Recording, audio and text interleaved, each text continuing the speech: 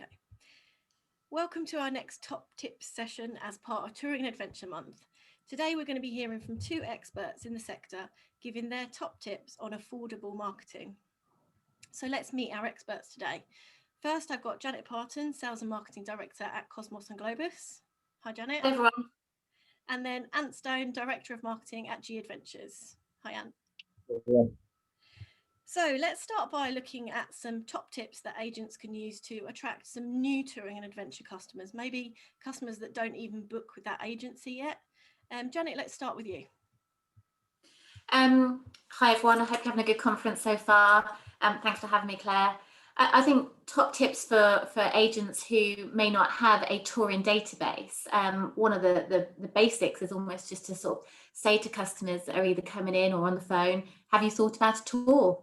If you think back quite a long time ago when cruising was still a niche product, that's how we grew that's how the cruise industry grew. So just putting it into people's mindset and actually proposing it to them as a really quick, cheap, free way of getting that plug-in for touring. And then from then, that's when you can really start to drill into the reasons why somebody should take a tour. So the inclusions, and break it down to a per day price, taking the hassle away, taking the stress away of tailor making a journey. The cost comes in. If you do a tour, it's on average about 30% cheaper than trying to package it all together with different components. Let the experts do the complex logistics. That's what we're there for. So I think that's a really easy way to start introducing touring to people that maybe don't have a touring database to begin with. Great. And would that be any different for adventure? No, I think absolutely. The database is definitely a great starting point. I'd echo that from Janet. I just think about the less strategic ways to just attract a new audience, either onto the phones or into your stores or onto your websites, etc. And I think one of the best ways to reach new customers is through your existing ones. So just encouraging them to spread the good word about the services that you're offering and the products that you're selling. Word of mouth, no matter what we go on to say about today, word of mouth remains the most effective tool in marketing. And if you can get that machine up and running, you'll be in a great place. And I'm sure you're already offering a great service, which is definitely something that people talk about and are really keen to, but also capture that, looking at reviews or testimonials and using that to your benefit so you can attract those new customers in, because they're looking for great product, great services, and a trusted travel agent right now. So I think going through your existing customers to find new customers is a great start point. Okay, and you mentioned existing customers there, but is it different what sort of marketing that you would use to speak to your existing database? Maybe they've booked a mainstream holiday with you or a cruise or something like that, and you're trying to promote touring and adventure. So would you talk to them in a different way, Ant? Well, yes, you would speak to them in a different way, because if you want to change a habit, then you need to be giving them more information and more choice. And first thing, when you were looking at adventure touring, such as G Adventures provides, I think the most important thing versus traditional holidays is by making it attainable, making sure that it doesn't seem such an extreme end to the scale that it's very unlikely that people are going to go there. So making it attainable. We do a lot of work at G Adventures around promoting adventure, but a large part of that is actually busting the myth that this means climbing mountains or trekking through the wilderness. So it's just a really small change about how they can take a fantastic holiday, but include some of those adventure aspects to it, and you can still relax, which is really important. So I think selling adventure touring to an existing customer base is just about dialing down that kind of extremity of change. I think is really important. And if you want to do that, I think one of the best ways to do that is to speak to your customers as well. You're looking at your data for sure, but looking at things like surveys or polls, a really great way to understand objections from current customers about why they might not do it. And then we're always happy to help on how we overcome some of those objections in that process as well. So we see a fantastic repeat rate. So we know the hardest bit is getting them on to that adventure tour, and then the easy bit is get them onto the second, third, and fourth. Okay, great. And Janet, is it different for touring, or is it exactly the same? Yeah, I agree with a lot of what Ant says. I think it's, once you've got that customer, you've hopefully got them for life, and they will go on and do other tours subsequently after that, and with a range of tour operators. I think, getting somebody on the tour in the first place is probably the harder point. So it is about just talking to every customer that comes in and seeing if it's an option for them, if it's something they would like to explore. So as travel agents, you then just need to be prepared to overcome some objections, some misconceptions, so that you can talk confidently about what the touring product is. But I think there's some other sort of top tips that travel agents can do, which is relatively low cost, which is relevant to whether it's a new customer or an existing customer. So, I think focus on groups, make it relevant. So look at the products that touring companies offer and see if you've got certain groups in your local towns and cities. So, for example, you might have music groups or music clubs around, and have a look at which companies do music tours. So we've got a Memphis and a Nashville tour. That's great for groups. So you've got something which would spark someone's interest already. You've got that hook, so you can go out there and send an email, or put a poster up in a local community hall wherever these groups take place. It doesn't have to be expensive or fancy. We recently did a church group booked through a travel agent, and it was 40 passengers to Israel, and it was one of our Holy Land tours, and they contacted their local church group. So that there's lots of ways that I think travel agents could go out there and try and find business, find new business, which doesn't have to be expensive. It's just about finding a niche and finding a hook which might resonate with people. And so that travel agent actually went and looked for that rather than waiting for the church group to come, which is really important. I think gone are the days where we can all sit down and kind of wait for people to come to us. It's really important in your local area that you're making that effort to go to people and make sure that they're aware that you don't just book a bucket and spade holiday that people walk in the door or call for. You can book. Absolutely. And don't get me wrong, I'm sure everybody loves those customers that walk in and say, I'd like to book this, please. That's great. Take it, bank it, and that's great business. But I think there's a big opportunity out there to broaden the touring market. There's lots of people out there that would love to take a tour. It's just about branching that and putting that out towards them. And it's just having the confidence to talk about it. But actually, from a commercial benefit for travel agents, it's a great product to sell. The average selling price is high. £2,500, higher for some suppliers. That's per person. Good commission levels, good repeat business, good support. It is a bit of a no-brainer. I'm a bit biased, aren't I? But it is a bit of a no-brainer to try and sell. On this, aren't we? Okay, great. Well, I think, Janet, you just touched on it really briefly there, but low-cost options. But when an agent starts to think about marketing, there's a something that kind of goes through even my head that kind of thinks, it's very easy to assume that marketing is going to cost you an absolute fortune. You need some glamorous agency to help with it, etc., etc. But obviously that's not true. So Anne, what's your best tips for low or even no marketing budgets to still attract this great audience? Yeah, great question, Claire. I think and I've said this to my own team today. I think the first step on that journey is take a step backwards and have a look at the fundamentals of marketing. I think product. Are you offering the right product that suits your customer base? Do you understand what you're offering? If not, connect with that operator or do some training or find out exactly what you understand. Product, first of the 4 Ps. Any marketer will tell you that. Place, so that's talking about point of sale. We're specifically talking about your website, your retail store, your social media. Are they aligned? Are they fit? Are they open to inbound inquiries? The third one of those 4 Ps is price. What value are you offering to those customers over and above those competitors?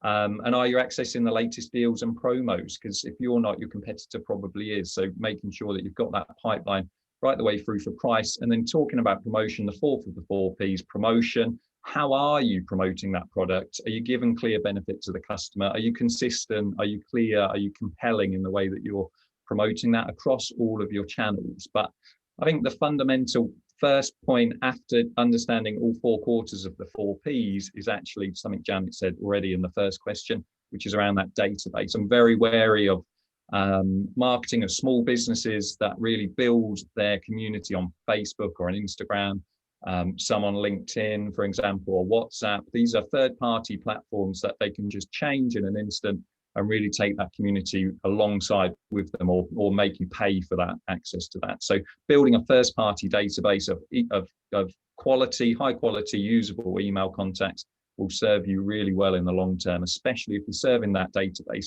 with compelling content through email newsletters, CRM programs, and deals, whatever they're signing up for. So I think database would be the first point of call I would advocate. And I think compelling content is a great point there, because I think it's almost a little bit dangerous to think, particularly on social media, kind of pump out those really low price offers and maybe not show yourself a good breadth of product, because you're constantly pushing out just offers. So I think that that compelling content and just not showing offers all the time is really important. But I'm not a marketing expert, so I could be wrong. So is that the case, or yeah, you'll hear that said in all marketing departments. It's the biggest discussion point, is like dialing down the volume on discounting and dialing up the volume on brand building and equity.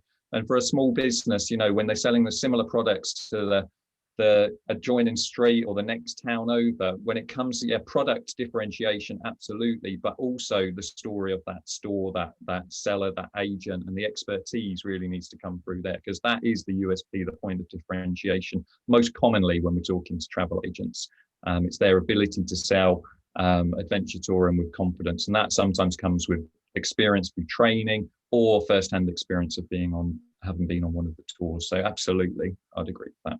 Right.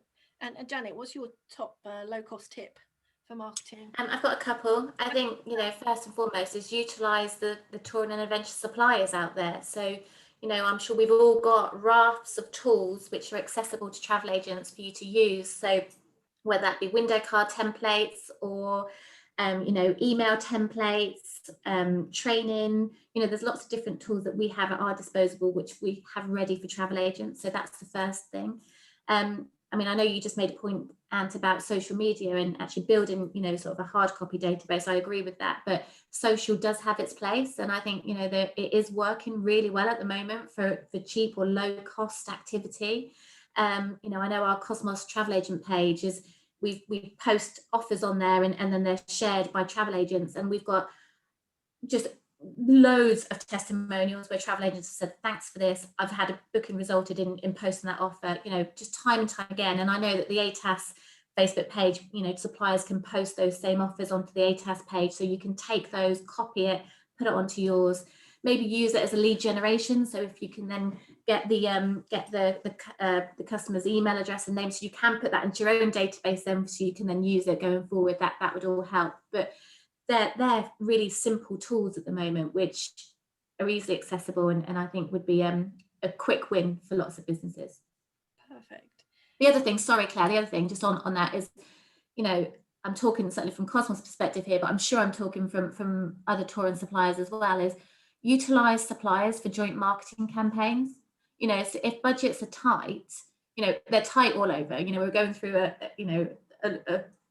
a global pandemic, so none of us have got cash to burn, but we have got money to work with partners in talking to databases and bringing in new customers. So speak to suppliers, because we've just done a big exercise at the moment of doing a joint mailer with lots of different travel agents, where it's been over branded by the travel agents call to action and logo. We've taken out anything to do with our call to action. The travel agents can then mail that through. We've paid for the postage, we've paid for the printing. So it's just a way that travel agents can still do some marketing out there without having to actually lay out the cost themselves. Great. I think while we're talking about everything that an operator can add, ATAS this month, as part of our Touring and Adventure month, we launched a brand new agent toolkit for our members. So it's packed with social media images, email banners, written content for you to talk to your customers about. So Janet, you briefly mentioned yours, but Ant, are there any other tools that you've got that you offer the agents that they can make use of? Yeah, we've got a fantastic environment for agents. If they visit geoadventures.com/agents, they'll find access in there to Sherpa, which is our online agent booking system. And within that, we've got the agent backpack, which is a fantastic go-to tool for all Geoadventures information, news, updates, webinars, selling tools, tips and tricks. So much in there. It's a fantastic launch throughout the pandemic that we put that into. And we've also got an agent Facebook group as well. So just going against what I've just said about building the community on there, but we do have the Agents of Change Facebook group, which is a fantastic community for people just to find tidbits of information, promotions and tools that we can put through there. And secondly, I'd say a couple more kind of left field ideas. Our blog, around 80% of the content on the Geoadventures blog is available to republish on your own blogs for free. Just check with us because there are some on there that we just need to vet, but absolutely great content on there. And then thirdly, the other place to learn more about adventure, our very own Brian Young, MD of Geoadventures, hosts the Adventure Hour every Saturday morning at 10 a.m. on Travel Radio. So it's another great spot to learn more about the world of adventure touring. Fab. And obviously all of our other ATAS members have loads of agent tools as well, so check them all out with all of our partners. Much as I don't like to mention it a lot, but hopefully we're coming out of the other side of the pandemic and with every part of my body crossed. Obviously messages during that time have kind of changed a little bit. How we talk to our customers have changed a little bit. So as we come out of it, what messages should the agents really be focusing on when it comes to talking about touring and adventure holidays? Ant, let's start with you on this one. Yeah, so you're absolutely right. We are changing, but we've reinforced, I think, a lot of what we've been talking about as an industry for a long time. And trust, flexibility and confidence are three of the absolute table stakes. They're not a competitive advantage. They're expected from customers coming into all points of sale now. Trust in your company and your product, confidence to get back out there and that they'll be okay. But on top of that, I think obviously at Geoadventures, we're a highly responsible company. So I'd say around being conscious. Our term that we've coined in the last 6 months has been around re-travel. So this is about looking around, seeing the impact that has happened in your own local community, both on the high street and in family and friends and networks and in society as a general, but be open to understanding of that, how the impacts happen in the places that you visit, and know that, by traveling with G and other responsible companies, that you're helping to support many of those communities get back on their feet. But also, look and think beyond the pandemic. It has, had a seismic impact on the industry. It's had a seismic impact on the way that we market our products, operators, agencies, etc. But look beyond that, think long term, and I think you'll see those customers coming back in with smiling faces. Yeah, great point on the coming back better. I think I'm sure I can see that all ATAS members are all looking at that. Janet, what about you? I think Ant summed that up perfectly well, really. I think trust and confidence is key. Safety is key. And, I think travel agents can be rest assured that, the tour and adventure suppliers that are under the ATAS umbrella have got that all ticked off. Flexibility, we know, is a real requirement for customers booking at the moment. I think just understanding tour operators booking policies is important, but I think we all offer flexible cancellations, movements, etc. So, the other thing about a tour and holiday is that, you are handheld, if you like, from start to finish. So you have got that added confidence that somebody is on that tour with you the whole way. So should anything go awry, then there's somebody there that's going to sort it out. And that's not just in a global pandemic, that's just in general about a tour. So, people can rest assured that they're in safe hands. Fantastic. Well, I think that is all we've got time for today, but loads of really good tips on how to promote your business and particularly touring and adventure holidays. So a massive thank you to everyone that's watched today, and a big thank you to my experts, Janet and Ant. Thanks very much, and see you again for another top tips session. Bye. Bye, everyone.